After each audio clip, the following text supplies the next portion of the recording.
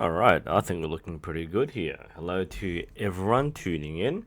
It is I, of course, NUSensei, looking at I guess the outdated profile picture. Of course, I don't look like this anymore.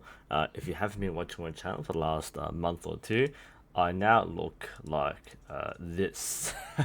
That's what I look like. So, hi to everybody. Glad you can join us. Um, what I'm going to do is firstly turn off my microphone. Done. All right. So hi everyone. Now you might notice things look a little different here, right? Firstly, yeah, this looks a little different. But secondly, what's going on? Like we have something like elevated. This is a bit unusual. Normally camera's a bit lower, but I do have a very cool device here. For those of us who in the northern hemisphere, it's summer down here. It's getting pretty warm. And I've actually had this for a while, but I bought a new one. It's called the Everpolar. I'll try to turn my camera around so you can see what I'm pointing at. This, and hopefully not disconnect, this device over here is a personal humidifier. Sorry for the chat there. The Everpolar is basically a personal air conditioner or air humidifier. Quite expensive investment, like $300+ for the basic model. I've had it for a while, and my father bought like a $60 one, which is a made in China, dirt cheap piece of crap, and it spilled water everywhere. I felt really bad for him. So he liked my model, that's why I bought his one, but didn't want to spend extra money out. So what I did was I basically bought a one for him. Asian dads are funny. Okay, there's a thing called a boring Asian dad, or BAD. He's not boring. It's not like that bad, but Asians tend to be very stoic. So we have to be very thrifty. Like they don't spend anything more than they need to. So even a luxury like aircon, like my father will probably not spend money. Like he needs it, he wants it, but it won't like dish out an extra like $100 or $200 for an air conditioner. And we're in freaking Australia, so it's pretty bad down here. We have no aircon in the house, so it's very warm. So I bought. I didn't want to buy one for him because he'd probably just knock it back and say, "I don't need it. Yeah, you can have it." So I bought a new one for myself. And gave an old one to him. He was really happy with that. But that's the way it works, right? So you can't just buy something for your dad because your dad will make fun of you and say, well, why'd you do this? It's a very Asian thing. So I bought it for myself and gave an old one to him. That's how it works. Same with anything with cars or bows, I guess. You don't buy something for your dad. You give your old thing away because you bought a new one for yourself. So that's the quick update. Of course, now it's the school holiday. So I finished just last Friday. Finally, it takes a while for the school term to finish. So I've got around 5 weeks off, and I've been doing a few things. Hopefully, some shooting when it's not too hot. It's been a strange summer so far. Been very heavy rainstorms. We had some major hail, especially up in Sydney recently. So it's been a little rough in terms of weather. Not for warm weather, but for summer, it's been surprisingly cool. So I haven't really had a use for the new air conditioner yet. I am probably going to. I mean, I've covered a lot of my bow reviews. I've cleared up most of my backlog. Not much else to cover, thankfully. I was getting inundated with more stuff. I've got like one bow to do. I've got one coming in. I've got some other stuff coming in. But I'm really hoping to get more shooting done. And between that, probably a lot more general archery topics. Things like not just like general shooting techniques, but also the a lot of stuff in archery history. I want to spend time reading some source material, doing some comparison discussions, proper ones for modern and historical archery, not the pop culture stuff, but more specifically like comparing real history or real archery. As well as doing a lot of gaming. I'm planning to do more pop shot episodes. I've got a few things lined up already, and I want to get through some games. So if you have any recommendations for games to cover on the archery pop shot series, then let me know. I'm working on Middle Earth Shadow of War. I played that last week. Finished it plus the expansions. Really liked the game, especially after the whole loot box debacle. That was really fun. I really enjoyed the whole Lord of the Rings universe and extended universe and the Middle Earth series. And the archery there's pretty fun too. So I'm working on that right now. I was working it before, and that'll be uploaded perhaps a bit tonight.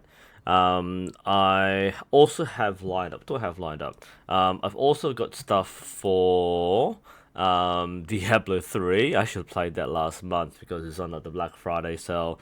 Bought the game and played through Demon Hunter. Actually kind of enjoyed it. Right, surprisingly. So I'll do an episode on Diablo 3. I've got Far Cry Primal. I did this a long time ago, but never got around to making the video. And since Far Cry New Dawn is coming out in a few weeks, I'm gonna push up Primal. I've got a lot of footage in Primal. This is back when I did Far Cry Primal very early in the Pop Shots like release, and I never made the video. So this is going quite far back. This is wow. This is from March. No, from January, January this year. So I've got a lot more footage throughout the year, but no, yeah, that's from January. Wow. Okay. So a lot of old footage there. That's a lot of procrastination. I've also started going through the Hunter Call of the Wild. A lot of good stuff there, both in guns and in archery. So I might. And there's a new expansion. A new hunting park. That'd be interesting as well. The Hunter's a bit of a hard game to play because it's a very patient game. Not the sort of game you can blitz through and have a lot of action.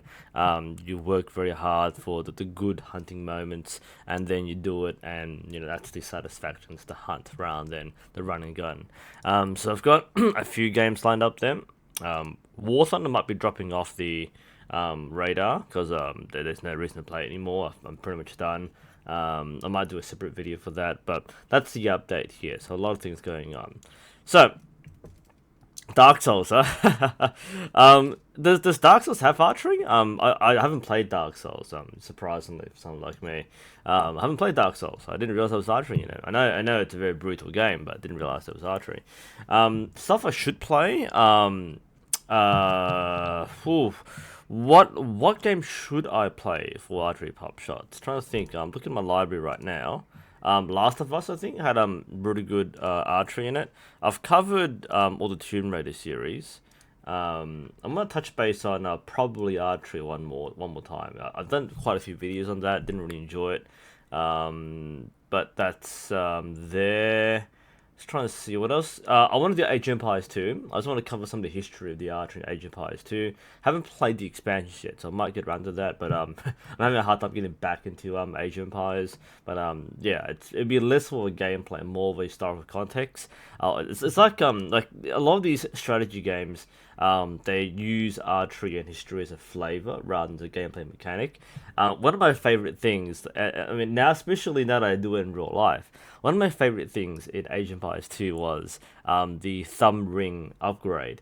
Because if you research thumb ring, all your archers get 100% accuracy, and that's totally realistic. It's true. If you use a thumb ring in real life, you get 100% archery. Must be real. Age of Empires taught me a lot. But I want to get that sorted out, but that'll take a bit of time to do. Unfortunately, I don't play consoles, so I'm missing out on stuff like Red Dead Redemption 2, Horizon Zero Dawn is PS only. I've covered every Far Cry game except for Primal. That's coming up soon. So Far Cry's already been done. I've covered 3, 4, Blood Dragon. I've also covered Primal is coming out too, and 5 I've covered up. Anyway, so we're here for the Q&A. Oh, Yakuza 0. I actually bought the game on sale. I actually want to play it for fun. There's no archery in Yakuza, is there? I don't think there'll be any archery, but that looks like a very fun game to play. So maybe I'll check that out. Epic Sharon. Still waiting for 100% accuracy in real life. It's one of the funniest things. It works in the game for a reason, but in real life, it's kind of fun to think about how to get that in real life. Yes. Well done on your Shroud stabilizers, Zip. You love those. They're really good. Piece of kit. They're really good. Got a quick question from Biscuit, or BAS Kit, B1S Biscuit. What's the question here? You shoot NTS form, and I can't seem to twist the elbow of my bow outwards. Any tips on how to fix that? Okay, good question. Always have bows ready for demonstrations. I don't prepare beforehand, but we've got bows for demonstration. So, a lot of people have trouble turning the elbows outwards. Fair enough. The one thing you should really watch out for when turning your elbows, everybody, unless you have a deformity or an injury, everybody should be able to turn your elbow outwards. That's not a hard thing to do. Now, one thing that you should think about is your bow grip. Your bow grip. Okay. A lot of people who do archery start out by holding it like this. Now, if you do it this way, you naturally turn your elbow inwards. If that's something which you're doing, think about changing your grip, especially using the NTS form. Now, you're probably already doing this, but just to clarify, make sure you have this kind of grip. So you have that Y shape or the V shape, and you really pay attention to positioning the riser or the grip in the throat into the base of the finger between the webbing. So right on the meaty part, that V shape will give you much more clearance for your elbow. Try and get a good angle there. So that's kind of what is more conducive to getting the elbow turned outwards. It's if you have that grip. If you have this grip, you're more inclined, as you can see, to turn your elbow inwards. So having it outwards is going to help you a bit more. A lot of it is just practice and getting used to it. One way you can practice is to push against the wall, and then practice turning your elbow outwards. That's kind of my brief feedback. If there's a bit more there, let me know. But that's what I advise people to do if they're having trouble getting the elbow the right way. Oblivion. I've played Oblivion. I started like 10 years ago, and I finished it like last year for the first time. Haven't touched Skyrim yet, so that's definitely one thing I have to talk about at some point. But I need like 100 hours or something, at least. I want to play Fallout at some point as well. I haven't touched Fallout. Not 76. I want to play like 3, New Vegas, 4, but it takes time to do eventually. Alright, what else do I have here? Drug Kerrigan. Recently joined the club, third time shooting, just learned to turn my elbow. Yes, it takes some time to get used to. Random Gamer. Are there any online Australian stores you recommend for archery equipment and bows? Yes, I usually recommend the same trifecta.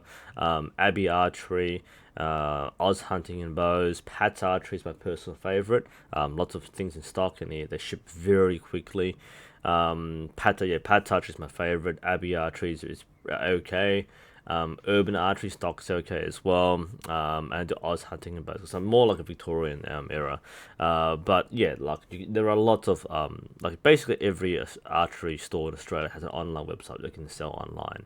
So lots of good stuff there. Jerry, what exercise can I do without the bow for endurance and strength? What kind of stretching should archers do before shooting?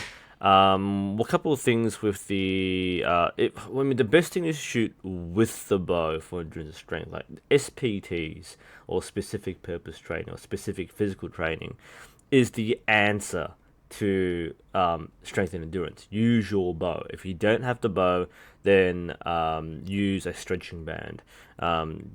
Go through the same motions and do SPTs of a stretching band. Same sort of thing.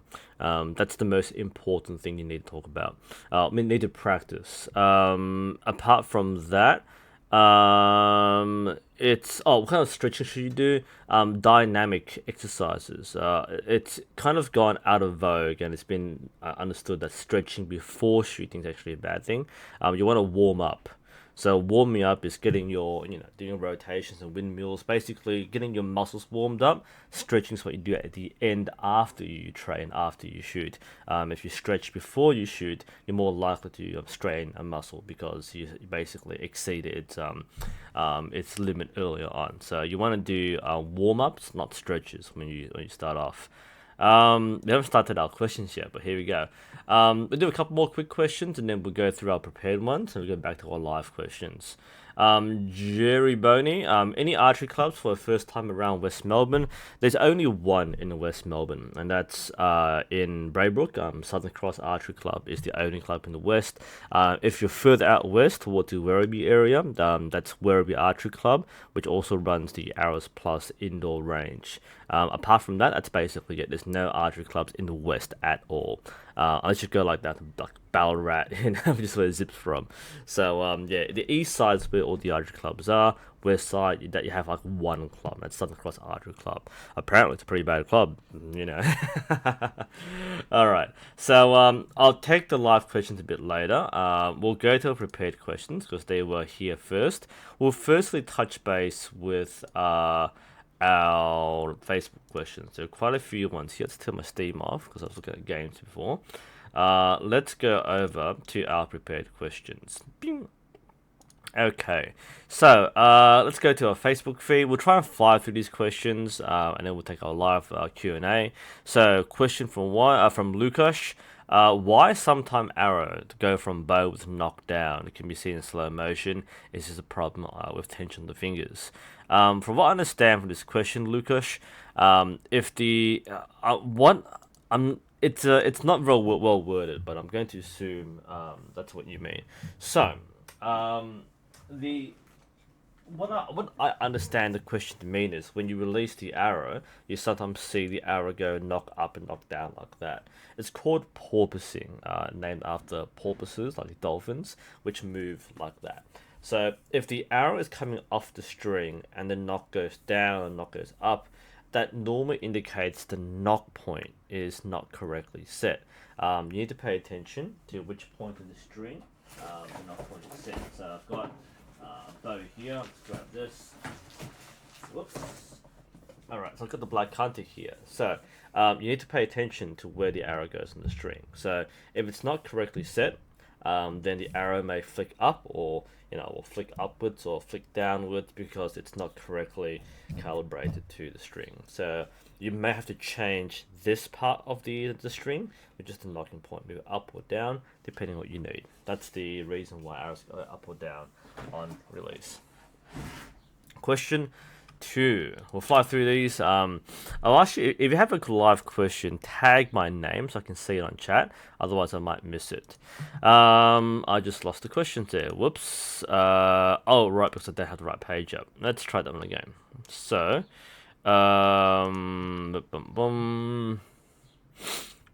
the way, check out this video. I made it yesterday with Chris. That's one of my favorite video topics because it's very rare to actually get to interview someone who's just starting with archery. We do a lot of stuff as professionals and experienced archers, so going back down to beginner level and getting first impressions is actually a really good experience. So do check this video out if you haven't already. Now back to Q&A. Man, that goatee really stands out. All right, where was I? Back to our prompts here. So, next question from Anderson. I have a draw length of 30 inches. I'm using a 25-inch Hoyt Epic riser. Should be okay there. And long limbs. When the tiller bolts are maxed out 6 turns, fully tightened, 24-pound limb is drawn at 25-pound at fingers. When the tillers are fully tightened, it would be around 29 pounds on the fingers.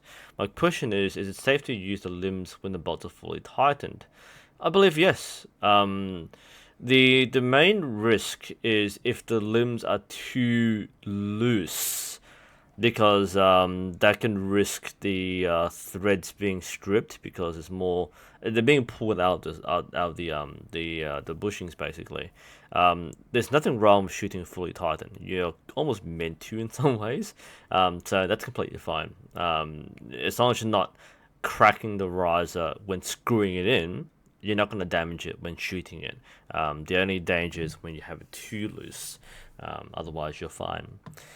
Daniel, I'm looking at getting a 66-inch bow for someone, but I'm curious what the differences between using a 23-inch riser and a 25-inch would be. Could there be any positive and negative effects on performance, handling, etc. by using one over the other?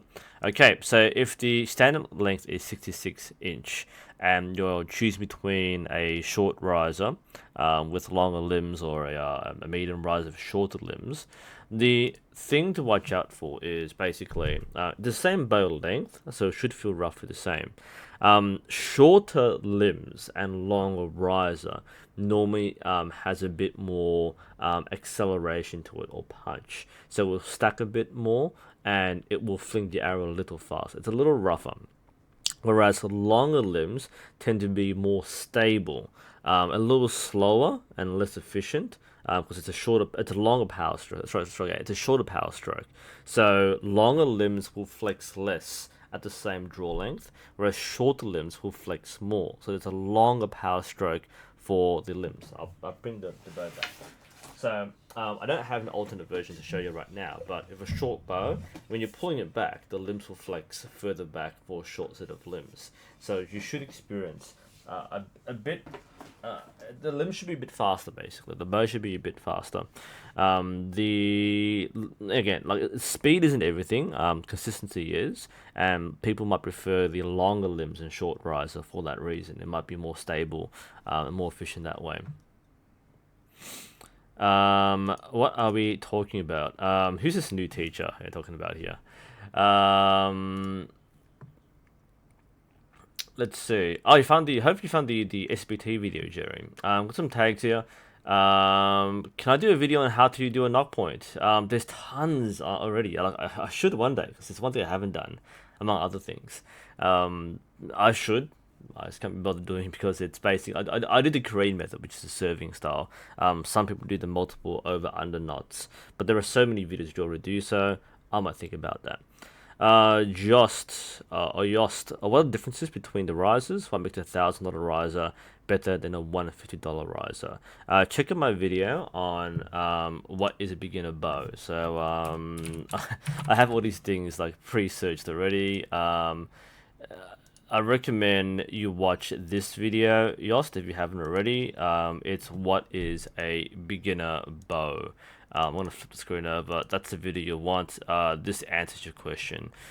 Basically, a beginner bow is going to feel cheaper. It will probably have the functionality that you need, but it's going to feel a lot more like a plastic bow or very dead limp metal bow. The $1,000 bows are going to feel much more balanced, will give you much more feedback, and will help you become a better archer because you can feel what you're doing right and wrong. The cheaper bows will tend to deaden or desensitize that feeling when you shoot. So that's the main difference there. Okay, back to our main questions. Whoops, close that. So that was from just from chat. Then we just answered Daniel's question. Sean, okay. Exercises. I think we just answered the question in the chat before. So SBTs are the key for archers. That's the exercise set designed for archers by archers. If you don't have a bow, it's just when you're traveling, stretching bands. Buy a stretching band. You can buy a compact one like the Saunders Power Pull. I will bring that very shortly. I don't know where mine is, but like buy a stretching band. They're not that expensive. Let's just bring it up. Saunders Power Pull. Or if you don't have that, then use a stretching band. The latex ones are standard. Otherwise, you can use TheraBand, I think it's called. So any stretch band will fine. So I've got this stretch. I've got a review, of course I do. I'll put actually I'll put a picture as well. Images, Saunders Power Pull. So that's what you want. Well, gee, that's pretty helpful. For the video, yeah. Wow, right. That's why companies go for me. I dominate the search results. Yeah, get one of these. You can use the band to stretch out. It's very compact. You fit in your bag, or your office, in a drawer. That's what I recommend. If you have nothing else to do, take one of these and use this as a training tool. They'll work really well. I'll go back to it later. Oliver, something happy. Gee, I don't know, man. I'm a pretty cranky, cynical person, so not really one for happy news. Kim, I've recently gotten a Shibuya Ultimate RC2 sight. In lining up my sight, I have to wind all the way out to the left, and at best my groupings on the left blue target. I was wondering if there was any way I can do anything else I can do line correctly. Now, the thing to watch out for is your center shot correctly set. So it's wound up all the way to the left. So are you using a plunger? I'm trying to read this here, right? So there's a guy to aspire. You've got a plunger button in as much as possible. All right, this is I can understand this. So the bare shaft is 10 centimeters to the left with bare shaft tuning. Now, in hearing this, if your bear shaft is basically off target, then it's a sign that the arrows might be too stiff. I don't see what draw you're using. I don't see what arrows you're using, what spine you're using. So in reading this by itself, if everything's floating to the left, including the bear shaft, most likely your arrows are too stiff. If you've configured everything so that the plunger is wound in and the arrow is configured for center shot and you can't get it in the center of target, then the arrows are too stiff. That's going to be the most likely cause of the situation.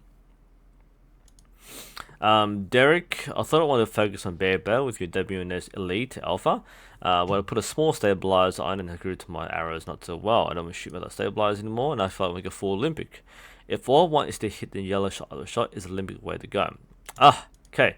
Very common misunderstanding here. Using Olympic recurve or using freestyle recurve isn't going to give you gold after gold. If you want to get gold after gold, use a compound. Olympic freestyle will increase the consistency, but you have to work for it. Now, bare bow can achieve that to an extent. If you're shooting at 50 meters or under, you can in fact get a good amount of consistency and high scores with bare bow recurve. But the where the Olympic recurve stands out is if you want that consistency over longer distance between 50 to 70 meters. Under 40 meters, they're actually pretty close. So recurve and a freestyle recurve and a bare bow recurve have effectively very similar accuracy, depending on the user's skill. So if you want to push yourself to shoot as consistently and accurately as possible, then the recurve division with the stars and stabilizers is what you want to do. If you don't want to achieve the highest possible accuracy and you just want to use bare bow because it makes you happier, even with a weight, then do that instead. So it's less about what will guarantee the results and more about what level of potential you want to reach. And this is what I talk about a lot when we talk about traditional versus recurve archery or modern archery. Traditional has a skill ceiling where no matter how good you are, you can't exceed the limitations of your equipment, in which case you have a more precise tool for more precise shooting. So if you want to excel in pure precision, then yes, the Olympic recurve route is appropriate for you. If you aren't interested in attaining maximum precision, you don't really need, and in fact, it won't change anything if you do so. All right. Again, I'll take the questions a bit later in chat. I'll go through the live ones, the prepared ones first. So that was from Derek Matthews. What to do when the whole club is noisy and you can't kick out 20 people? I'll be very blunt here. You've got to put up with it, right? A club is a social environment. You can't expect the whole club to be quiet and cater for your particular needs. I like a bit of peace and quiet myself, but again, if you're shooting with other people will there. You can't dictate what other people do. So what do? You mentally block it out, and in a sense, you work around them. They won't work around you. You got to work around them, especially if the club member and they are other club members. You've got to be flexible. Don't think of it as a bad thing. Think of it as like there are other people you can shoot with that can be a benefit. Most importantly, don't be an asshole. Like there are so many people who, even in real life, have that elitist streak where like I'm the most important person. I'm gonna boss around the new guys and tell them what to do.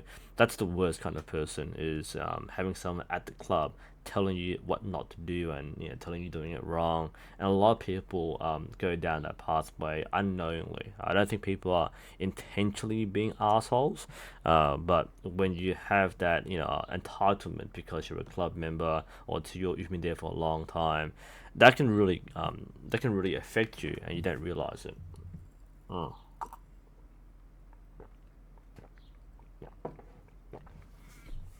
All right, back to our questions. Curtis, You have long arms and narrow shoulders. As a result, I find shooting Mediterranean draw with the unusual lip anchor does not allow me to pull my draw arm a line behind the arrow. I end up with weak back tension unless I move my anchor back behind my ear somehow, somewhere. Should I just shoot everything like a Mongolian bow with a kind of overdraw, or consistently suffer too much when using one-star recurve? Yes, this is a poor idea. If you want to shoot overdraws, shoot a style and a bow which is designed for overdraw. So if you want to like do the whole thumb draw, come back behind your head, shoot a Yumi or shoot a Mongolian bow. They're designed for this sort of thing. Shooting a modern recurve and overdraw has no benefit. What you lose is consistency. You have no anchor point. Even if you anchor behind your ear, it's far less consistent than using it properly, which is at the cheek or under the jaw.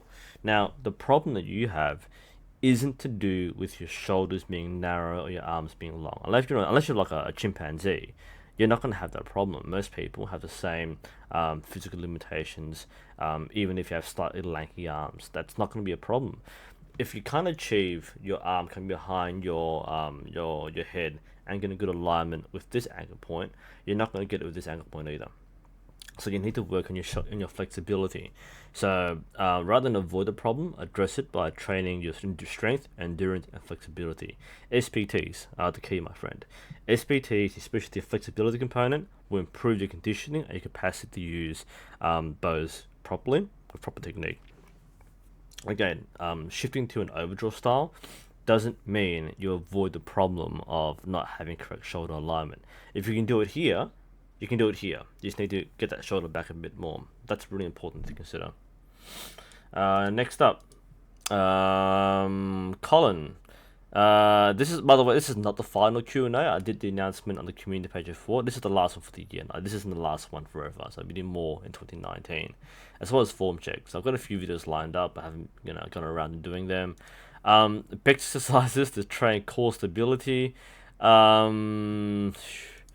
Core stability isn't so much something you need to train. I mean, if you do core training, that's fine. It's not really something you need to train. And some people do like weight training to supplement their archery. That's fine. You don't need to go out of your way to do core training for stability, because the problem doesn't come from your core. An average person has enough core strength to maintain stability. The issues are more with the upper shoulders and back. That's the main cause of problems is in the release, in the bow grip, and in the muscle expansion. And that's all this motion. That's where 95% of your problems will come from. The stability, if you can stand straight, and remember, archery is all about being relaxed. If you can stand straight, then you're stable. You don't need additional training. So all the focus for executing shots precisely and accurately comes down to bow grip, clean release, and clean expansion and line through the shot. Core is passive. You don't need anything special for that. Next one, Roha Fizan. Okay. You've tested so many risers using the same pair of limbs. Not really, but yes. Could the riser design or geometry impact the draw force curve? The answer is yes. That's why the more expensive risers, which have better engineering and better actual design rather than random cutouts, will have a better draw force curve. And part of it is the amount of stress on the riser. It's better distributed at full draw, and therefore you should have a bit more performance with a better riser. So the short answer is yes. Riser design does affect draw force curve. Robert, when you made your video on full Olympic bow setup, I don't think you went through the string alignment, tuning, arrow tuning. I didn't go through bow string alignment, partly because the chaser was already well aligned. Tuning, I went through a lot of tuning. Have I finished it yet? No, not really, but I did go through arrow tuning for Project Python. Again, the project it's largely finished.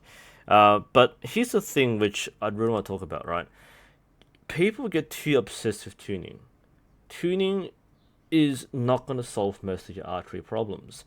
Especially for beginners, most of the problems are technique, not the equipment. As long as the equipment is set up, can shoot straight, if there's center shot, then that's fine. You can tell when the things aren't center shot, and if the strings align, you're fine. Is the plunger put out correctly? Like you're within a pretty flexible range, especially with modern reed curve. Like you have a lot of flexibility. So you don't really need to worry about tuning as much. What I've done with my bow is basically a pretty average tuning. Some professionals will do a lot more tuning to get set up, but many professionals don't. They get it set up for a basic tune and they work from there. They don't need to fuss about like fine tuning everything. If that's something you want to do to maximize your score, sure. But I'm not going to talk about it too much. When I get to it, if I get to it, I'll cover it.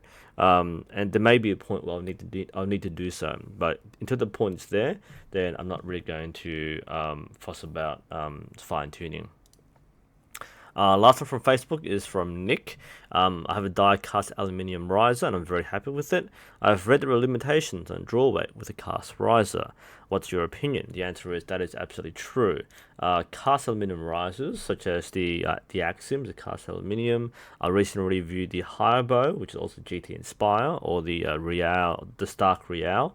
The cast aluminium risers are nowhere near as strong as machined or forged. That's why they're so cheap. They have a maximum draw weight, and depending on the design, they can be mid 30s to 40 pounds in maximum weight.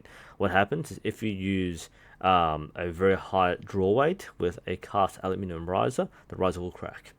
That will happen.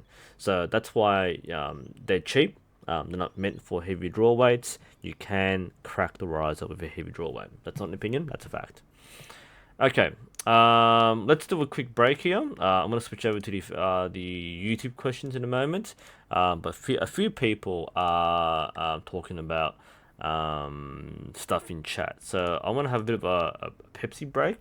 Feel free, if you're going to ask me a question now in this intermission, tag my name. It will appear bright orange on my screen so I can see what you're talking about. I'm like, again, I can't catch every question in chat if you don't tag me. I know that there's some stuff happening right now, which is really cool. But tag my name if you want to ask me a question right now.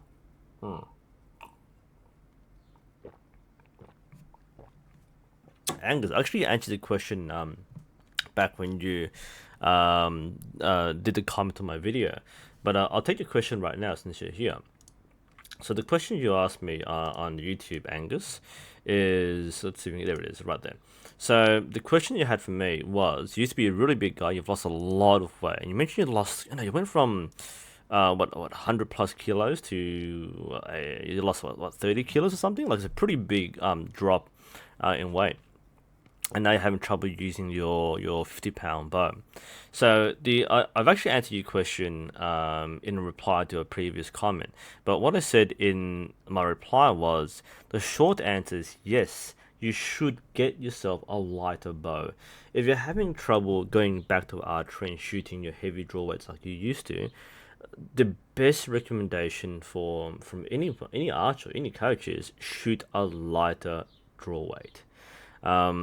It's very tempting to be stubborn, to grind out, strength training to get back the strength to shoot a heavier bow. But if you want to shoot, then use a bow you can shoot. It's much more satisfying, you'll be happier, and it gives you something to work towards. If you have a heavy bow, like the 50-pound Bear Grizzly, or the Super Grizzly, well, I don't know which bow we're using, the Bear Grizzly. So if you're using a 50-pound Bear Grizzly and you can't handle it well, it will frustrate you and you'll develop bad habits. You might risk injury. Whereas if you spend like $200 on an interim bow, which is like 30 to 40 pounds, and you use that to train with, the Bear Grizzly will still be there. That's kind of like your goal, and it's like you have your base level. You want to shoot this bow, be happy with your shooting, and then advance to the Bear Grizzly, which you originally had, and you have two bows. One that you work towards, and you shoot in when you want to have a serious shot with a heavy bow, and you have a second bow, which is a training bow, which you use to get conditioning, to get technique down and form, and that's your fun bow. So every now and then you might go from your Bear Grizzly to your practice bow. A lot of people have a light practice bow for that reason. So if you have that Bear Grizzly, don't get rid of it. It's a great bow. You'll love it, and you've loved it in the past. So don't throw it away, but don't be stubborn and keep on trying to use a 50-pound bow if you physically don't have the strength to do so, because you ruin yourself, and it's just gonna ruin your perception of what you originally enjoyed back when you used it a long time ago. So my advice for you, Angus, is yes, get yourself a lighter bow. Use that to get back into archery and use the bow that you want to use. It's almost like coming back to archery is very similar to starting archery. You have to learn things from scratch again. You're gonna go back to the strength and conditioning, and that's what you should be doing. Tag Brian is use the @ key, then type in the person's name in chat, and that will appear on the screen. So, were there any questions to interim, by the way? So that was Angus. He jumped in line, but that's the question I was going to answer at some point anyway. So I hope that helps, Angus. I do wish you all the best in your archery journey. It's really impressive to see you lose weight for a good reason, for health and for fitness, but also maintain your passion for archery as well. What is my favorite bow? Central Comedy, probably the Bear Takedown, in terms of pure luxury. I'm really enjoying the bow. Otherwise, I'm actually liking the Southwest Stingray because it actually feels right nice. The draw weight, it's about 35 pounds, which is just right for me. I naturally shoot 35 pound quite well. 40-45 is pushing it, so I like the mid draw weights for the traditional bows. Let's see, other quick questions. What does split finger veering to the left mean? Kanan? It's probably your release. Split finger has little bearing on where the arrow goes. The direction of the arrow is based on, especially if it's left and right, it's a release thing. You might be plucking your string, you're not coming cleanly through your line, so you might be coming off and the arrow is flicking off to the left as a right-handed shooter. Most likely the case. All right. Other questions?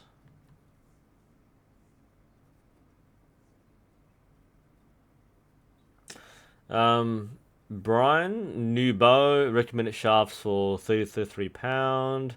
Any, I'm not sure how to help you there. Like, if you look at a shaft which you can afford. Depends on your purpose, right? If you're shooting casually, you don't need an expensive shaft. If you're shooting seriously, you're shooting target, then you need good shafts. But what you should do is basically look at an affordable shaft, see if it, check out the manufacturer's arrow chart, match up the draw weight and your draw length, and then estimate the spine from there. It's a 5-second thing you can do. I know people ask because it's so new and different, and you don't know what you're doing. But every time I try to make a tutorial on picking arrows, there's nothing to talk about, and I will do so at some point. But it's just so weird because I will literally show you right now, right? So okay, let's say I want to buy arrows. So I don't have 35-pound arrows. So I've got the Stingray, which is my favorite bows. The thing I regret about it, I don't have a set of arrows for mid-30s draw weight. Not feathers. I've got plenty of veined arrows, but not feathers. And this one's shot off the shelf. So I know my arrow already. So let's actually do this. I'm going to just jump over to the last site I bought it from, and we'll work from there. And I'll show you what I mean. Yeah, no, we'll do it this way. Okay, so I've got Oz Hunting and Bows, which is where I normally buy from locally, and I want arrows. So what I want to do is go to arrows. I can get arrows pre-made or shafts. I actually want shafts. This is what's available locally. Now I normally buy gold tip, but let's look at the Victory archery shaft. Now, Victory is a manufacturer. These can be quite cheap by the dozen. So I mean, if you have like the VAPs are very cheap shafts. $200 for a dozen shafts. This is without anything else. You need to make the whole arrow yourself. You can get it pre-made, which costs a bit more, but it's a bit more convenient. This one's a bit more customizable. But let's say I'm getting one of these shafts. Now, which one do I get? Do I get the 350s, the 400s, or so on? So what we're going to do is search up the arrow chart. So Victory arrow chart. Do they have an arrow chart? Yes, they do. All manufacturers have one, and you can find on Google Images. And at the same time, I'm just going to look at. Let's also. Oh wait, why am I googling Google? I also buy gold tip arrows. Gold tip arrow chart. Okay, and there's a spine chart there. So let's talk through it. So, spine calculator. Is it here? Oh, actually calculates it. Okay. I guess ACS recurve. Oh, that sucks. I don't have this. I might have to check the images instead.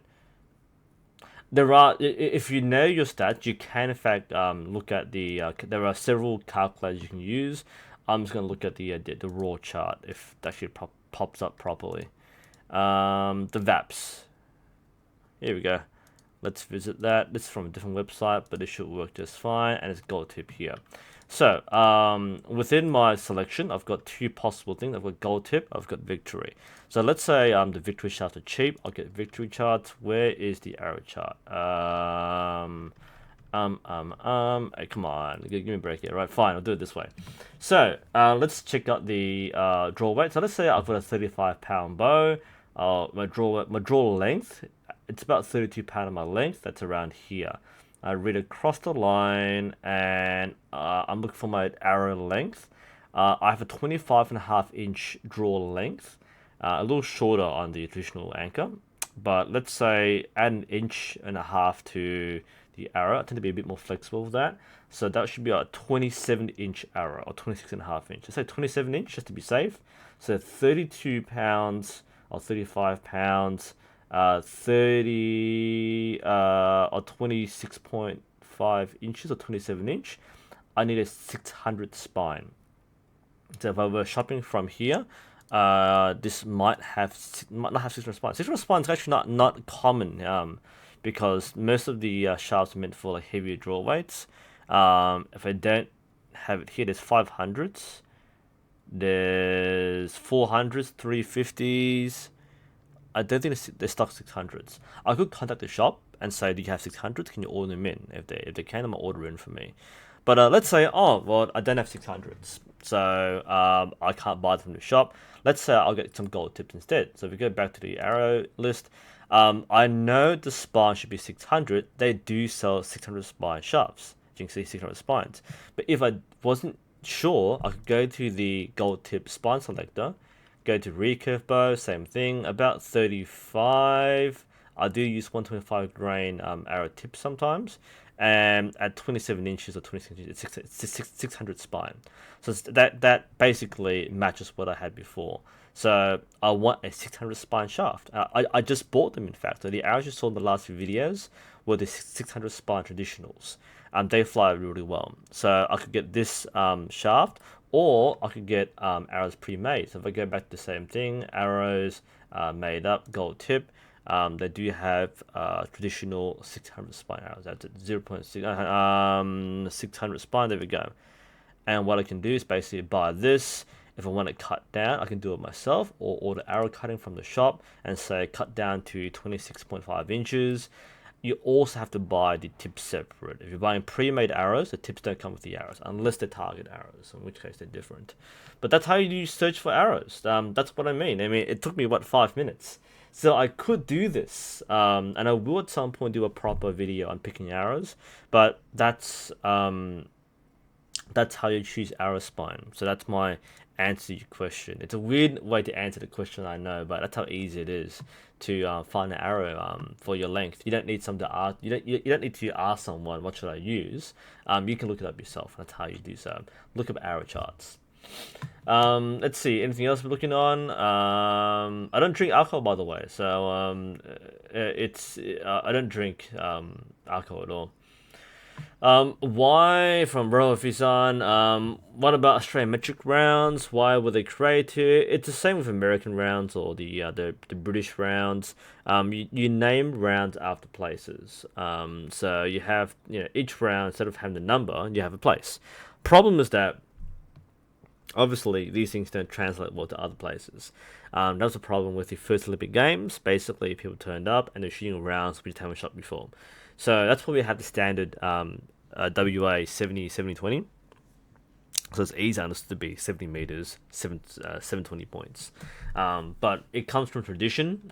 You name rounds after places. It happens in the UK, happens in America, happens in Australia. But as more competitions use the standard world archery rounds, we'll see less of that. But on a local level or club level, we'll still see those rounds. What else do we have here?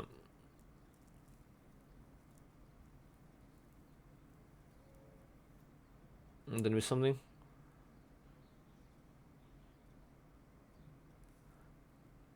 Just trying to catch my chat. Yeah, I've missed the question. Okanen, is the competition calm or not being overwhelmed?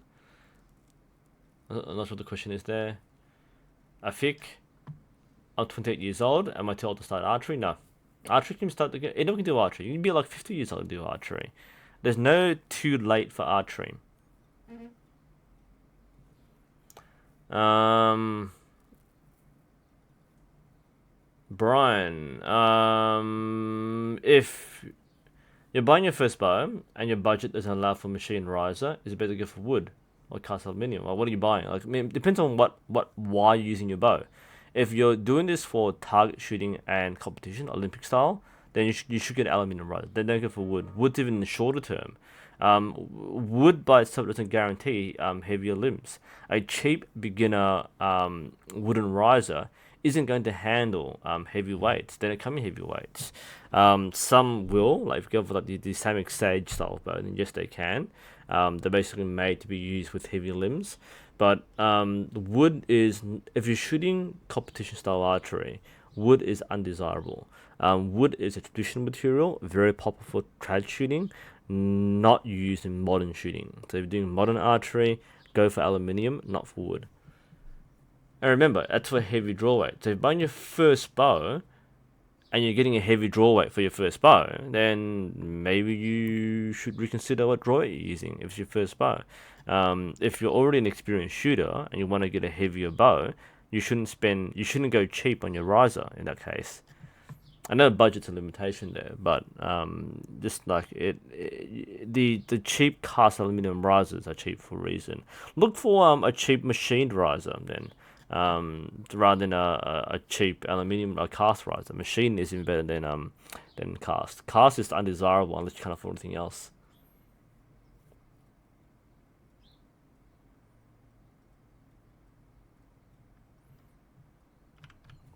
I'm just target shooting. Yeah, no. If you're doing this as a sport, then get aluminium. Don't go for wood. Wood is for recreational, or traditional. Aluminium is for modern.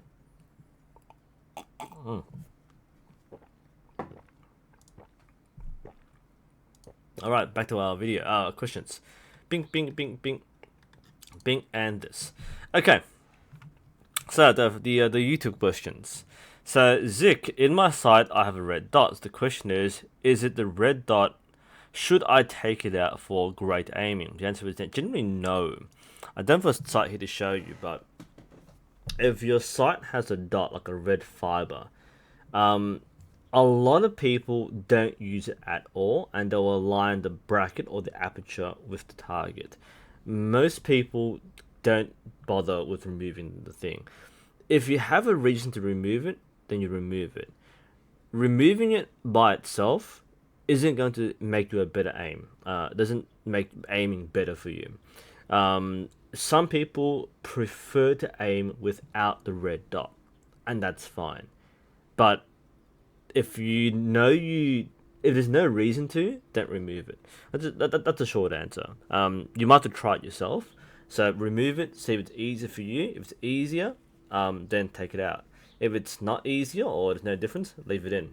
That high contrast red dot or red fiber is super useful in most situations, even if you don't actively look at it. But depends on what I mean. You experiment, not me. It's your shooting, so if you feel like you need to remove it, remove it. But it won't automatically make you shoot better. Next one from Skid. I'm going through things quite quickly, by the way, just because I've got a lot of questions and some live ones coming up. Skid's in chat right now. Besides archery, can I draw? As in, like, do I do artwork? I've done some. I used to do some digital art. Let's see some stuff here. I've done some like amateur graphic design, I guess. I actually designed my school logos. So my school started um, houses like the British, the UK style house system. So we have houses, and we have mythical animals like Phoenix, Centaur, Pegasus, and Griffin. And I volunteered to put up stuff. So I've designed stuff like this. The school uses this logo right now for their stuff. So I do some graphic design. This is from my personal. I have a Deviant app. I haven't used it for a while. Other stuff here. I've done Pegs. Griffin was a really good one. And my favorite is Centaur. I've done some other random artwork, scribbles every now and then. That's my Pegasus design. And the funny thing is, like, the school actually basically made this their official logos. So now this is used on a lot of school merchandise. So there's polo tops, hats, gazebos, tents, posters, banners. Basically, this could have been like a royalty project, but of course I'm a staff member. It's done free of charge. I volunteered for it. This is my favorite design, the Griffin, and it was a request from the leader. He said he wanted like to represent the people on the team. So we had the Griffin, and we had the person's head in the negative space. That's one of my favorite designs. He actually asked me to copy a different design with the face on the outside of the wing, or the outside feathers. But that was copyright. I couldn't copy the design, so I reversed the picture of the head. So the head is there, and the wing is forming the shape of the outline. I loved this design. That worked really well. He hated it. He didn't like it, so he scrapped it. So I was kind of angry with that. And I had the same idea here. So we had the face as a negative space. So we have the griffin, or the eagle head, and the wing. And then we had the design there. So I've done some graphic design. That was Pegasus. I did a very quick Centaur one. That's what they used first off. So I love that. Arches, easy stuff. There's other stuff. I mean, one of my old things here was this. This is the Halo Assassin's Creed crossover. This is what, like 2013. Yeah, that's way long ago. I don't do much artwork anymore, but that's what I used to do, is muck around digital art. So yes, I can draw, because that's the question. Yes, I can. Do I do so? Not so much these days, but that's a skill I do maintain in secret. Next question, going through. Marlo, like I said before, this is not the final ever Q&A. There'll be more next year. This is the last one for the year, obviously. Favorite anime? I don't watch much anime these days, but I in terms of like a feature anime, I'm a big fan of 5 centimeters per second. It's Byosho Go Centimeter. I used to love the music. I haven't seen Your Name, and he's Shinkai's coming up with another one very soon, so I haven't seen that yet. I don't have much time to watch anime, so that's the one of my favorite ones, which I actually teach in class to my students when I have the chance to do so. In terms of series, again, like I grew up with Dragon Ball. In terms of series, I'm probably I like Hajime no Ippo. I think that was one of my more favorite series. Growing up and later on. But yeah, I don't have a favorite waifu. I'm not that much of a weeaboo, even though I'm Asian. Next one from Tavone. Have you thought about going to traditional and field archery shoots? I would like to.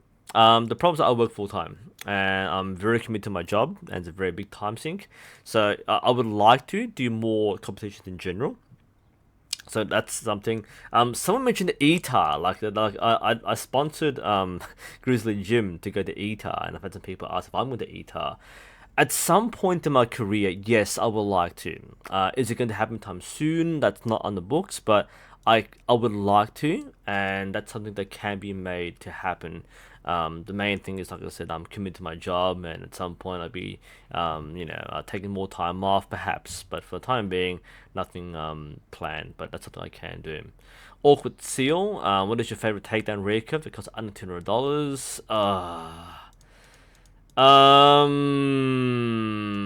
Do I have a favorite takedown? Now, is this the entire bow or just the riser? Okay.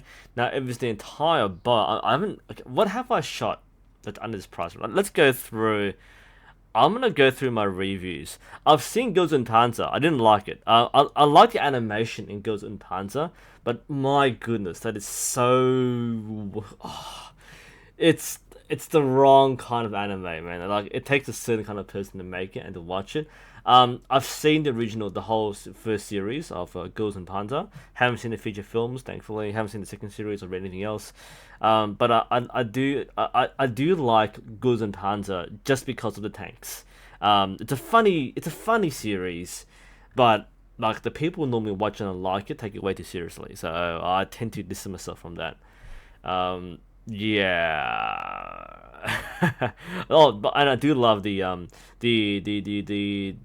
renditions of the military songs like Panzerlied, the British Grenadiers and all that, the Field Artillery. Really, it's an interesting concept. Just wouldn't really watch that. Again, I'll admit to it. Now, what I was looking for was my bow review list. So we're gonna go through my favorite bows. I want to do a video on that one at some point, but let's go through possible favorites. So playlist.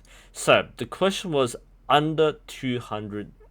I'm gonna say assume US dollars because Australian dollar is not that much. So my favorite bow. My favorite bow. Okay, so let's say the entire bow must be under 200 US dollars. Which one of these would that go under? These are risers. The Scorpion is just outside 200. That's a hard question to ask. That's more. The Spider's under. Because all it is basically the Spider or the Samic Sage or the Mandarin Duck bows for the entire bow. The mini recurve, yeah, sure. This is I hate this question. Like under 100 is a really tough thing. Under 200 is a bit not much harder because most good bows are like 300. So we're looking at basically basic bows. So the club bows or the beginner bows. Man, we're going really way back here. So if you're going under 200, there's the Samic Sage. There's the Polaris. That's not even close to my favorite. So the Sage is there. The Razorback is nowhere near my favorite. It's a club bow we use for the club. We don't use it for anything else. Have I done the Optimo Alpha? No, yes I have. Yeah, that's a club bow. That's not. The Windrunner is pretty decent. So we have the Windrunner. We have the Sage. That's the two bows. The Mandarin Duck bow is here somewhere, right? The Windrunner is there. I think I'm missing the Phantom. The Phantom's definitely not a favorite. Good, decent bow. It's not a favorite though. The Windrunners did pretty decent for its price. Not gonna count the Mong Yuan. That broke my hands. That didn't like that. The Black Hunt is actually pretty decent. I mean, I have it right here. The Black Hunt is right next to me. I've been using before. It's a decent ride. I don't like the feel of it. It's cheap though. But I'd say the Spider. If it's strictly under 200 US dollars, has to be an entire bow. The Spider is probably my favorite of the ones I've used so far. Which I believe is the Epic Nighthawk elsewhere, the Cartel Hawk, whatever. But I'd say the Spider is my favorite low price bow. Now in terms of just risers under 200, the high bow was boring. Didn't like that. The Unison I think costs a bit. I mean, again, under 200 is basically the Castle Moon risers. Because everything else costs more than that. So I don't think I have any riser here alone, which is under 200 US, apart from the high bow. Oh, the Phantom's there too. I think the Axiom is okay. I mean, cast aluminium is so like dense and boring. It's hard to say if I have a favorite under 200 riser. I mean, the Hype was the last one I shot. It was like so average. The others were like the Phantom. The Cartel Phantom had the problem of being too heavy. The Axiom felt a bit like the quality wasn't that good. It was like it was a bow that functioned, and my own bow, which started with like the Cartels, or the it was the Samick bows. I had the Samick. I got as my starting bow. I know I have no favorite. Can't say. The price range is too low for me to have a real favorite. So can't really comment there. All right. Next one we have Guillermo. Do I get buyer's remorse after buying too expensive new gear? No. But I'm a bit different from most people. Okay, so I recently did buy a bow, and that was I bought a Mariner Ming traditional bow because everyone recommended it, right? So I bought that. It was like 660 Australian dollars, and this was after a $100 discount. So I thought, you know what, it's giving me a discount. There's no commission. I bought it straight from him. Yeah, I bought that and I saw the price tag and I went, but I'm gonna use it sometimes. I mean, I don't shoot Asiatic that much, but if I did shoot Asiatic more often, I would love to have a Mariner bow. So I went for that, and I will make it worthwhile. So I'm not an impulsive shopper. I really buy new things, and again, I'm a bit unusual because people normally send me things to test out. Like I didn't buy the Chaser Python that was given to me. Likewise, Topo Unison, it was given to me as review samples.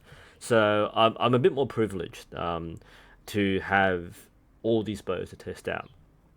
I didn't buy much. I mean, like the most expensive bow I bought outright would be the Bear Takedown. So I sponsored Grizzly Jim for both the bow and for his whole journey to the World Championships, and I also sponsored him to ETA as well. So like, did I regret the Bear Takedown? Hell no, the Bear Takedown is wonderful. I paid like double the price for it, plus freaking customs charged me extra as well.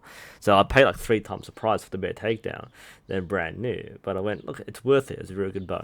It's more for the cause than the bow. The bow is excellent, and I still make use of it as a testament to Grizzly Jim's work in the trad archery field.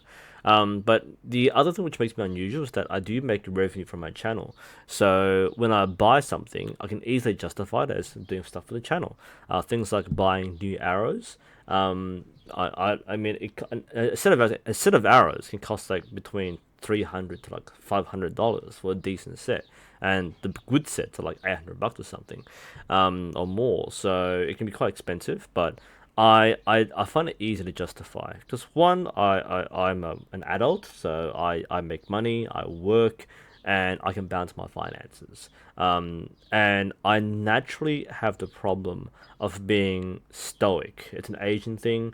We're very resourceful and thrifty and frugal and stoic. So we tend not to buy things we don't need.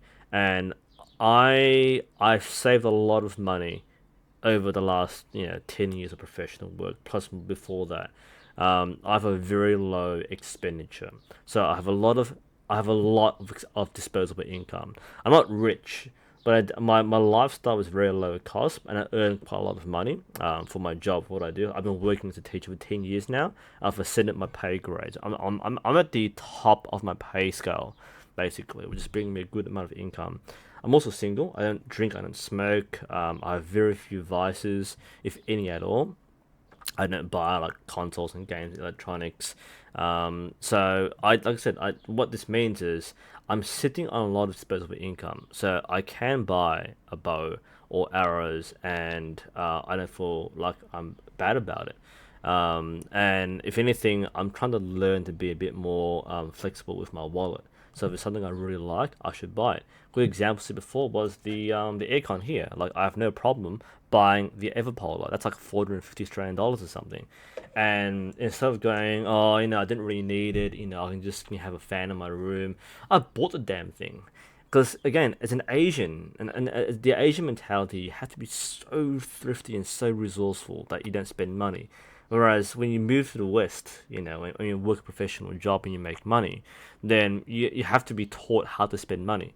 and a lot of people don't learn that. They spend on like Louis Vuitton handbags.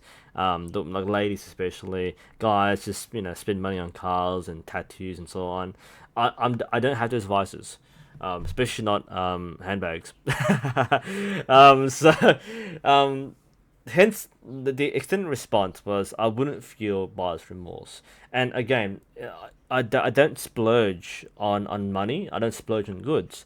And I always make sure that something I buy is sustainable. So I don't buy like a brand new boat every month, but I can. Not just from a professional job, but my earnings of YouTube alone can afford me a new boat every month if I really wanted to. So that's how I justify my buying. It's a very good question. That was actually a really nice question from Guillermo. But yeah, I don't get buyer's remorse because I've come from a very, I guess, disenfranchised background. So earning it, everything I have, I've earned either through, working a job and doing YouTube work and earning the money so I can spend on it, or companies recognizing my hard work and sending me free samples to keep. That's why I find it quite easy. I'll find it acceptable to buy things. I don't go through that buyer's remorse the same way most people would. And if I did, it'd be like really small things rather than big things. The big things I will probably have a lot more rationale in buying. Whereas the small things like, can I justify buying like a cup of bubble tea, boba tea. Like like, should I spend like $6 on boba tea or should I not? I get more fussed with the smaller things rather than big things. But again, over time, I've cemented my professionalism and my professional career. I earn money both from my main career and through YouTube.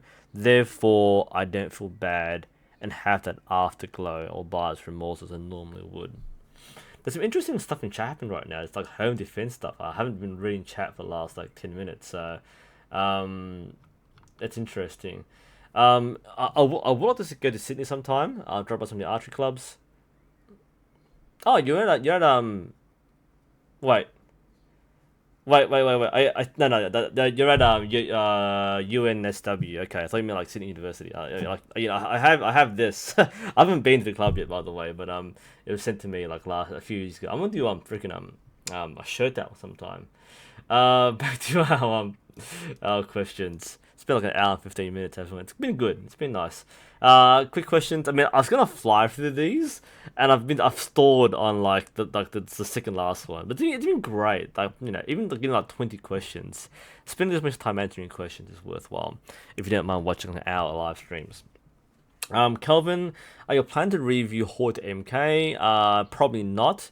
Only because I don't know anyone with a Horde MK, which I haven't used. I know Finn, who is Zip Archery in chat. He has a Hoyt. Epic, I think. Was it a Hoyt Epic or Hoyt Factor? It was the Epic, wasn't it? So I might touch that. It's like a 64-inch bow or something. So it's really short. I owe him some strings. So I might borrow his bow for a bit and shoot that and say it's really good. I don't know anyone with an MK, and like I said before, I only review things I can get my hands on, either through borrowing or if a company sends me a sample to review. I've had Physics America or Physics USA contact me, but they haven't gone back to me yet. But most of the big companies don't send me gear. So Win won't, Hoyt, I won't say won't, but they haven't offered. Hoyt probably doesn't need me. That's why most of the Chinese companies like Bows and Bows or Toe Point, or Mandarin Duck really go after me because they need marketing in the West. So they go after like the influencers like me. It's kind of funny being an influencer in the archery community. You have influencers in like everything else, and there are influencers in the archery community as well. But I am the influencer. I do be reviews. Same with Armin Hermer. He does a lot of reviews for the Asiatic bows. So he often gets sent things. I assume he gets sent things. He might buy a few things himself, but I imagine he gets sent things for review because he's the most well-known Eastern style, Asiatic style shooter. Whereas I'm the more well-known Western style shooter. Even though I do shoot Asiatic as well, I'm more well-known for my my Western style archery. All right. By the way, I don't have plans to cover a formula dovetail system. I don't know enough of the engineering to talk about that. Amina, two questions. I used to have a 22-pound bow. I used these arrows I got down from Thailand, and now I'm using the 34-pound bow. Can I use the same arrows? The answer is you can use them, but the arrows from the 22-pound will be way too soft. I wouldn't say dangerously soft. I mean, if it's too soft, you can't snap the arrow, but it's close. I wouldn't do it. It's not going to come well from your bow. A 12-pound increase means you need new arrows. That's not going to work well. Most effective exercise before shooting: warm up. Do close range shooting, blank butt or blind butt shooting. Basically, go close to a target, close your eyes, shoot, warm up, get the feeling of the shooting. Do close range, shoot with no target, just warm up. If you shoot a target right away, you don't get the right mindset. It's more the mindset more than the physical exercises, but that also helps your muscles warm up as well. Anand, I was doing some basic tuning. The top limb brace height is said to be greater than lower limb brace height by 1/8 of an inch. Found to position the knocking point by bare shaft test, but it ended up 5 millimeters higher than the recommended position. And my arrow points down compared to my center rod. What is the reason? What's the problem? Hang on. Found the position. The bare shaft is the knocking point 5 millimeters higher than recommended position. If that's the case, that's fine. Like, go with what works. Why does it happen? I don't know exactly why it happens. But if it works, it works. This is a non-answer. I'm sorry. I know. I can't answer this because I'm kind of visualizing it. If that's what you need to get it to work, then you do that. If you talk about why the arrow points down compared to the center rod, that's actually normal. A lot of people don't realize this, and I might have to illustrate this visually. Hang on, let me switch the screen. A lot of people think that the arrow should be perpendicular. It's actually not. I don't have a stabilizer here to show you, but if this is your bow, a lot of people think that the arrow. I don't have a Nokia either. A lot of people think the arrow should be like here, like perpendicular, and it looks like that. It doesn't have to be. It actually should be slightly low, and this is a little low for me, but should be. That's actually normal. If your arrow is like this, right? If your arrow is pointing down like that, I'll try and get this set. So that's perpendicular, roughly. It's quite normal to do this because at full draw, it levels out. Whereas if you do this, at full draw, it actually goes upwards. So if you're concerned about the arrow being too high compared to your stabilizer, which might be down here somewhere, you shouldn't be. That's actually normal. If your tune is correct, then go with your tune. Don't worry about the position of the arrow. That's only a problem if you can't get it to group properly. Alright. We've nearly finished with the YouTube questions. Margaret, if you were to create your ideal bow, what two aspects would you spend the most time on perfecting? Alright. I'm not a designer or an engineer, so I have no real experience in this, but if I were to choose two two aspects. Okay. What would I do? It has to have very good balance. So I would I would invest time in engineering the internal structure of the riser so that it feels like you want to stay balanced and it won't talk. That's one thing there. The second thing is probably going to be, I mean, being easy to tune would be desirable, but that's not really a big investment because you basically just want big bolts or nuts, so you don't strip the screws and the threads. But yeah, having an easily adjustable tuning system, but most risers have it as standard, so it's not really a big problem. I don't know. I guess for me, it's gonna be balance. It's gonna be the one thing there. Don't really have much else to really comment on.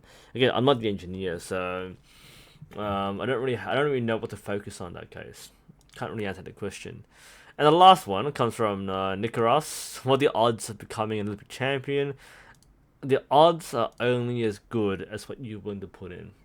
That's my final question for the prepared questions. So, if you have any live questions right now, this is the last chance to ask. It's been an hour and 20 minutes in the live stream.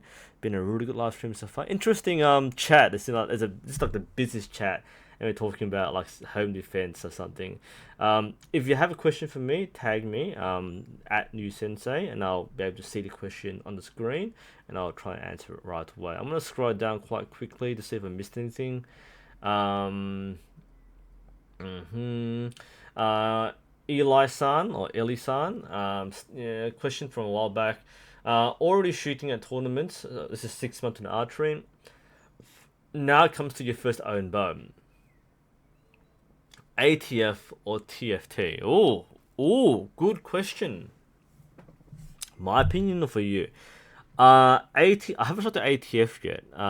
ATF is a choice between solid, reliable, sturdy aluminium versus sleek, high-speed carbon.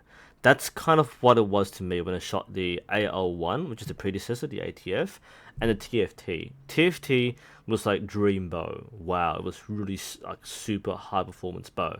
ATF is, or the AL1, the aluminium bows from Win and Win are really good because they're very reliable and sturdy. They're different designs. So, yeah, solid, reliable aluminium versus high speed carbon. That's kind of what it comes down to. By the way, I think bows are terrible for home defense. Depends on where you live. You live in like in an open like property, like in the US, where a lot more people have like open fields. A bow is still a terrible choice for home defense, and for suburban housing, it's even worse. Both because there's legal problems with this. Actually, I had planned a video about home defense. I think I have a script actually, but I was going to talk about home defense with bows. And the big problem is that the laws against you for bows. America is different because there are gun laws. You might have more flexible gun laws, and bows are okay. But in Australia, like bows, you can never justify a bow in self defense or home defense. It just doesn't work. One, it's ineffective. Two, it's very hard to justify in a court of law that you're using self-defense. That's with Australian laws. Elsewhere it's different, but as a home defense weapon or self-defense weapon, it's terrible. Would not recommend anyone try to learn archery for home defense. It's like the most unreliable tool to use in home defense situation. You can probably do more of a chopstick than for a bow. um, Dylan asked the question earlier, what nationality am I? I'm Vietnamese.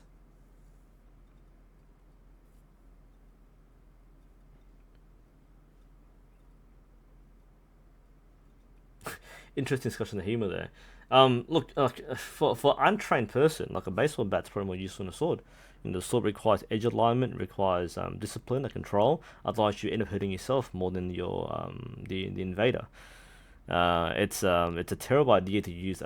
Like if you have a good weapon, but you don't know how to use it, it's going to be used against you. Okay, whereas someone has no training, who is taken up by adrenaline in the heat of the moment, they're going to swing very wildly. There'll be less control and discipline. So a blunt weapon is going to be much more easy to control and use, and more safely for the user than an edge sword, like a katana or whatever. So it's not automatically a guarantee, which, same with bows, by the way. Like the bow itself, it's not going to kill someone. You're probably going to miss, and you're probably not going to shoot very well under stress, under duress. Mm. Mango, does lifting weights improve archery? Not directly. Indirectly, yes. So if you want to improve your strength and conditioning, doing weight training can be a good supplement for archery training, but not required. Most archers don't do so. Some of the top professional archers will have weight training as part of their training routine, but as an average competitive shooter, you don't need to. It can help, but you don't have to get out of your way to do so. Only do so if it's something you want to do anyway, or if you're professional and you have like full-time training. That's different. But otherwise, you don't need weight training. A lot of people reach top level without doing significant weight training, if any at all.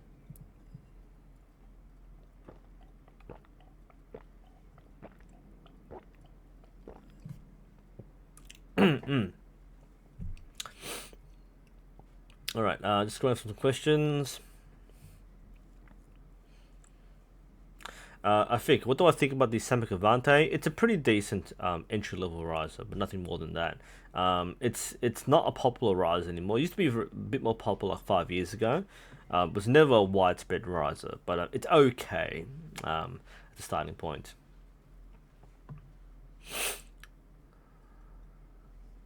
Yeah, Marcus, a crossbow is a weapon in Australia, so you can't own a crossbow.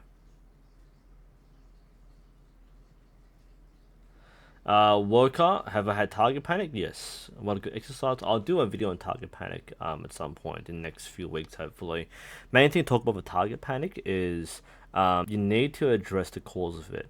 Often it's either a physical stimulus or trigger or a visual trigger.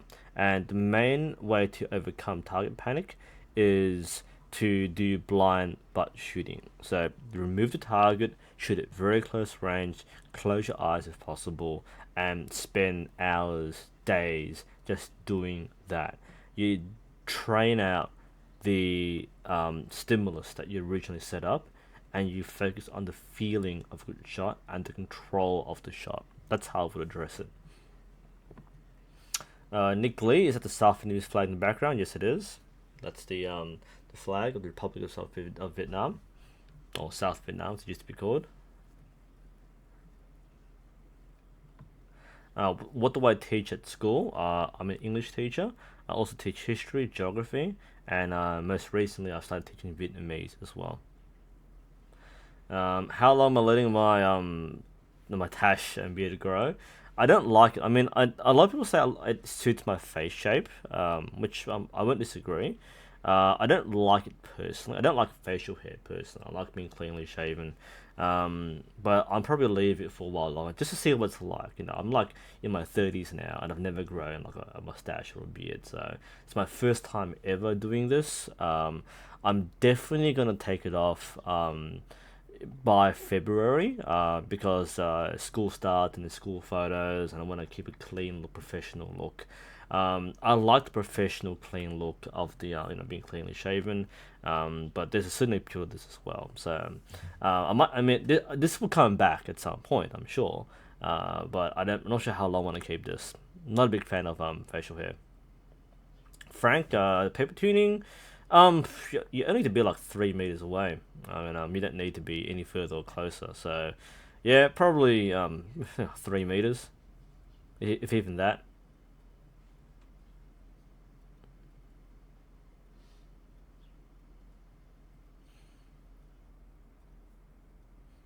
I do think that home defense, bows are terrible for home defense.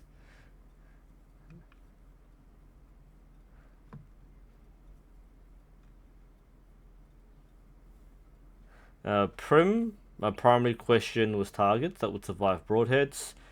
Um, uh, most targets don't survive broadheads. You can shoot broadheads to most targets, but you're going to wear out the target much quicker, whether you're using straw or foam or anything else.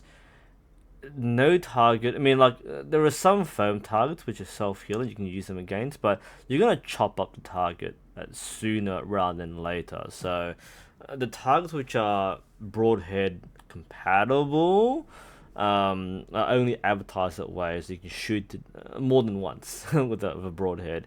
But just understand, broadheads are going to wear out targets faster, no matter how good they are at taking broadheads.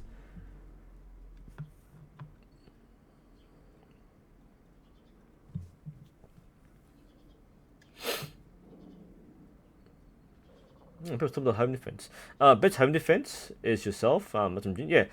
Best home defense is the willingness to act when you need to. It's a mentality more so than a tool. Because people who are trying to break to your house, they won't. Uh, it's less likely they'll go for a hard target, right? If you see someone fucking who's, sort of swear, but someone's fucking crazy, they're probably not gonna like try to it's probably not worth it. They go for easy targets. So if you're like off your rocker, if you're crazy and you shout and you scream and you do stupid crap, even if it's not like directly harming them. Like if you're absolutely crazy, they're probably gonna bugger off. But yeah, it's a mentality more than anything else.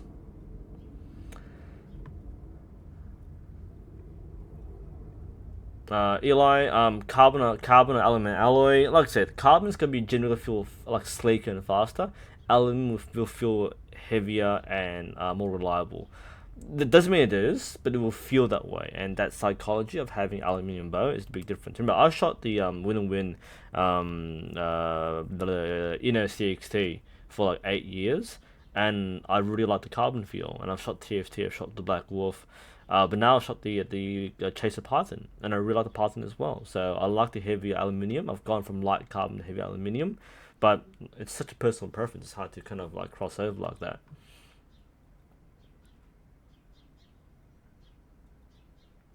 Oh man, and just talk about Aussie police. Okay, not bagging Aussie police. I respect all the boys in blue, no matter where you're from.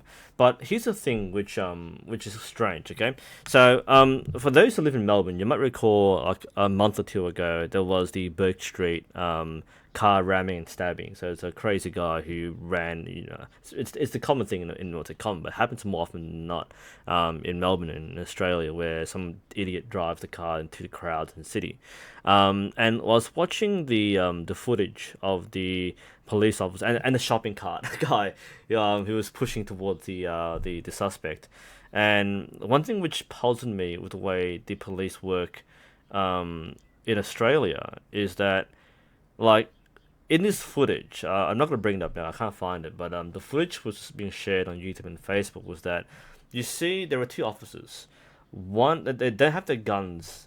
Officers have guns. They got semi-automatic pistols, and you see one guy who is like telling the guy to back down and stand back, and the guy has a knife, so he's swinging, very wildly with the knife, and his partner didn't have the gun ready. Like they were both like being approached by this guy, and the perpetrator like struck the officer once with a very large like swing, an overhand swing, and the officer blocked it with his hand. Not sure if he was harmed by the blade, but he blocked it with his hand, and he swung again and missed. And it's only on the second or third swing that the second officer pulled the gun and opened fire. And it's people said that we live in a nanny state, and I'm inclined to agree and disagree. But the things that the public perception here is so soft. Like if the police officer shot the guy, then it's police brutality. It's odd to accept it, but at the same time, like it's a clear and present threat. It's just my opinion here, right? Someone is approaching you with a knife. You're a police officer.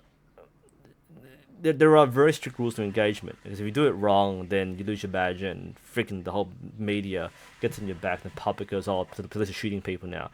In America, okay, in America, there's all this stuff about police officers shooting people too keen, all right, especially if they're black, all right. So this thing about police officers in America shoot first, whereas in Australia, they don't shoot until after someone gets stabbed. And I'm watching this footage. The cop gets struck twice before a gun is pulled out.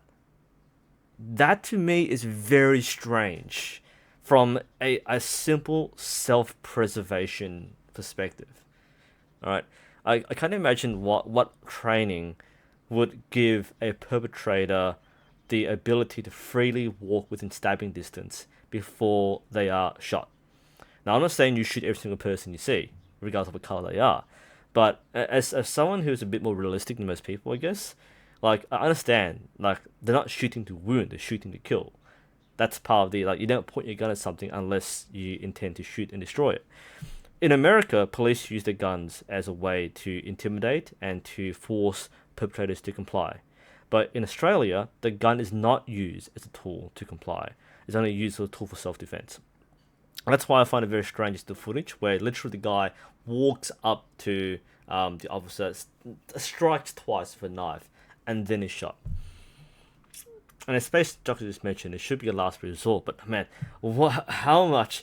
Like, there's a big thing about how much distance you have to engage someone with a gun, and that distance is not like 20 centimeters, right? If you're already there, then it's a bit late for that. So that could have gone really bad. If the guy was really off, it was really unhinged and wanted to kill, he would have done so, and the police would not have reacted despite being 5 meters away. Yeah, and you're probably right. If they knew what happened in the minutes beforehand, that would have been a bit more aggressive. But yeah, it's the way police approach things here is different to America. In many ways, that's not a bad thing, given what happens in America and the news and all that. But it's also questionable when something does seriously happen. Is firstly, are the police prepared, and secondly, is the public prepared to accept the real cost that could come in lives with proper action? So, sorry, sidetrack there. But that to talk about like police and self defense. Prim, is it better to practice with field points and broadheads? Yes. You shoot broadheads only to get the tune. Even so, people will use field points with the same weight as a broadhead. There are also dummy broadheads. So they're broadhead in shape, but they're not broadhead. So they have the same weight and profile. So you can use a practice broadhead for the same dynamics. You don't need to shoot broadheads into a target, especially if you're not allowed to use them, because many clubs ban them for the exact reason of destroying targets. Then you can practice without the broadheads. But yeah, like it's pretty unusual practice using broadheads.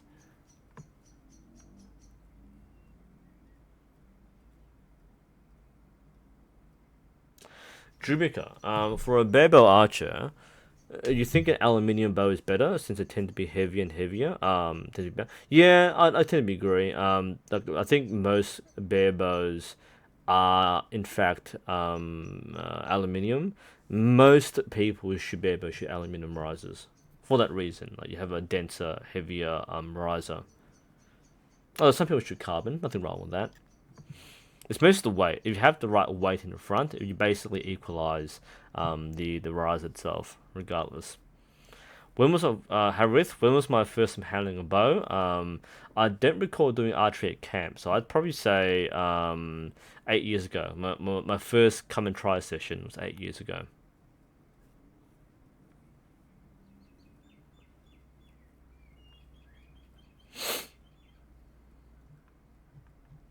All right. Any more questions?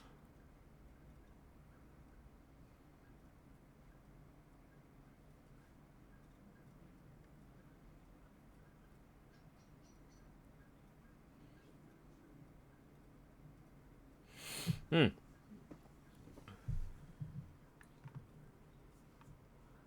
All right. PVC bows. Yeah.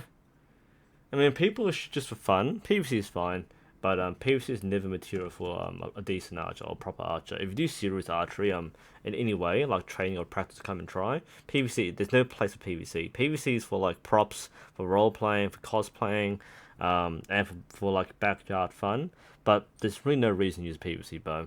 Um, you'll never see a club endorse PVC. I mean, you might shoot okay, but it's just not the right material for it. It's mostly DIY fun archery.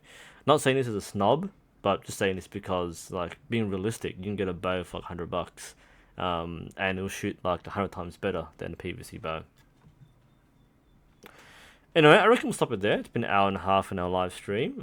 This is again our last stream for the year. We'll probably do more live streams in the next few weeks. I've got a form check live stream in mind. I'm not sure when I'll do it, but we'll do it there. Then and there. I also have a special live stream plan in the first week of next year. Or next month, I guess. First week of January, I've got a special live stream planned out. I'm gonna organize the details a bit later, but it will be a very special one-off Q&A. But apart from that, guys, I think we'll end it there. I'm not sure if there's anything else I can really talk about. Thanks for joining me. It's been a very active chat. It's been really good to catch up with all you guys. There'll be more later on. I do apologize for the last few questions there. We're going to run out of time. So thanks a lot for your company. This is, of course, NUSensei. do take care of yourself for the next few days, whether you celebrate the Christmas season or not. Do stay safe, and of course, enjoy your archery.